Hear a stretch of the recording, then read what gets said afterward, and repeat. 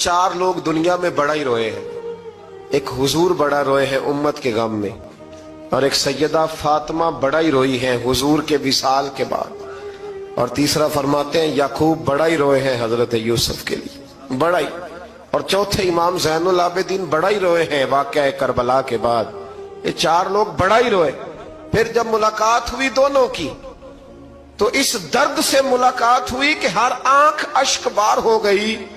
बाप बेटा इतनी वारफ्तगी से मिल रहे थे, इतनी वारफ्तगी से कि दाएं बाएं इन्हें खबर ही न रही कि बाकी लोग भी हैं। हजरत अल्लामा इस्माइल हक्की ने लिखा है कि जनाब जिब्रील अमीन हजरत याकूब के कान में कहने लगे बस करें, ऊपर तो जरा नजर उठाएं, फरिश्ते भी दीदार के लिए आए हुए हैं। देखिए अल्लाह के फरिश्ते भी आए हैं इस मंजरे मोहब्बत को देखने के लिए।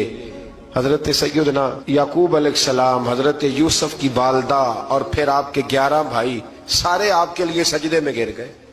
तो हजरत यूसुफ कहने लगे अब्बा जी ये वो मेरा ख्वाब है जो मैंने बचपन में देखा, ये वो मेरा ख्वाब है।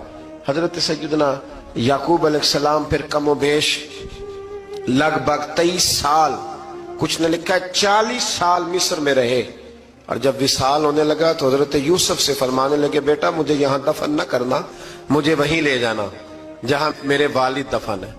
वहां जाके वो दफन हुए। हजरत यूसुफ अलैहिस्सलाम ने फिर सालों हुकूमत की मिस्र पर, फिर वहीं उनकी तदफीन हुई। और जब तदफीन हुई तो इख्तलाफ हो गया, हर कबीला कहता था हमने अपनी तरफ यूसुफ को दफन करना है, इसलिए कि जिस तरफ उनको दफन करेंगे खुशहालियां होंगी। फिर फैसला हुआ कि संगे मरमर के ताबूत में रख के हजरत यूसुफ को दफन किया जाए, और दफन करने के बाद ऐसी जगह पे दफन किया जाए जहां से पानी छू के गुजरता है। तो उनको वहां दफन किया गया, पानी छू के गुजरता था, लोग खेतियों को लगाते थे और मिस्र सरसब्दो शादाब रहता था।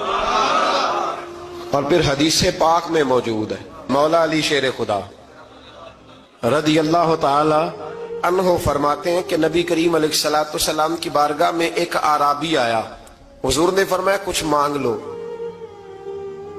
उस देहाती से। हुजूर ने फरमाया है आज वो माइल बाता और भी कुछ मांग ले। तो वो कहने लगा